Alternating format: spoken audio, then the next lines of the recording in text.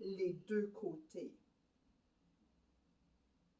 Pour sortir de la posture, on va lentement marcher les mains vers soi.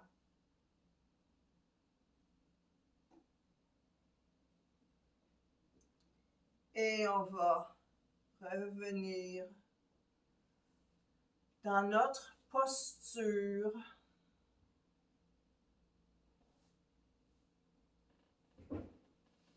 Du bâton. Tout se fait dans la lenteur aujourd'hui. Aujourd'hui, c'est une journée pour juste un éveil. Commencer à étirer les grandes structures, les grands fascias qui traversent le corps. On retourne en position du bâton. Est-ce que peut-être, en plaçant cette fois-ci la paume de ma terre, le ressenti est différent ou peut-être juste, sentez-vous qu'il y a de la longueur supplémentaire d'un bras, dans le dos, la colonne peut-être se sent décomprimée. Excellent. Alors, on va maintenant s'installer sur le dos pour une dernière posture pour aujourd'hui.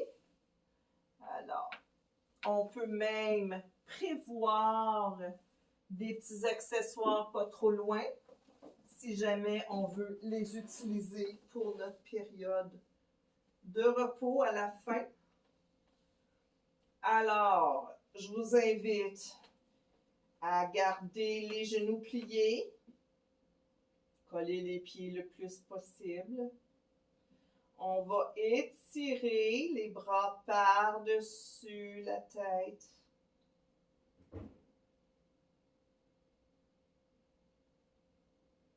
On va juste observer les parties du corps qui sont en contact avec le sol. Et on va ramener les bras pour aller agripper un genou après l'autre. Puis on va, autant que possible, aligner genoux vers les épaules. On peut même se bercer un peu. Alors, en se berçant, ça va venir masser le bas du dos. Ça va venir relâcher le lombaire. C'est excellent pour les articulations sacro-iliaques. Et si vous avez envie de jouer avec l'angle des genoux, alors c'est sûr que moi, ça va quand même assez loin de ce côté-ci. Alors, si je me berce avec les genoux très proches versus les genoux qui sont plus loin, vous allez constater que c'est plus du tout la même zone. Alors ici, j'ai plutôt l'impression, le ressenti, que ça se passe au niveau des fessiers. Si toutefois, vous n'avez pas les bras assez longs, vous pouvez toujours utiliser une sangle pour aller, je ne l'ai pas proche de moi, mais vous pouvez toujours improviser. Vous pourriez également déposer vos pieds sur une chaise, puis juste vous bercer. Juste pour aller créer un petit mouvement latéral, des petites ondulations. Et on va redéposer un pied après l'autre. Et on va s'installer pour la relaxation. Donc, on allonge les jambes. On va distancer les pieds, puis on va les laisser tourner vers l'extérieur. Si vous avez envie de prendre un traversin pour mettre sous les genoux, aucun problème. Si vous voulez une petite oreiller, également, pas de problème.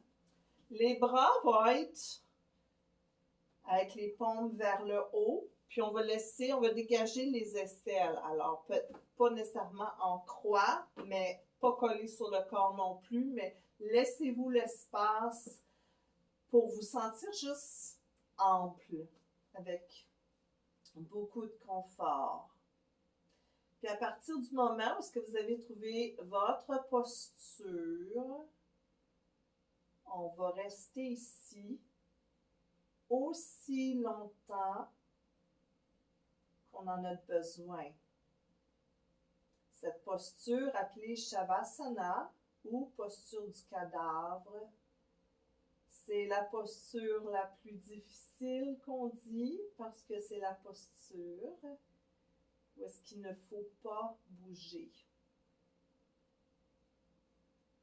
Et c'est pas évident pour plusieurs personnes de ne pas bouger. Puis comme pour faire exprès, c'est souvent là qu'on commence à avoir le bout du nez qui pique. C'est le mental qui veut vous sortir de ce moment que vous avez réservé pour faire un reset, une restauration. Allez, même si ce n'était pas une longue pratique, ce que vous avez fait a créé une transformation, une amélioration, un upgrade, dépendant comment vous voulez l'appeler. Ça s'est fait, la mise à jour s'est faite au niveau cellulaire.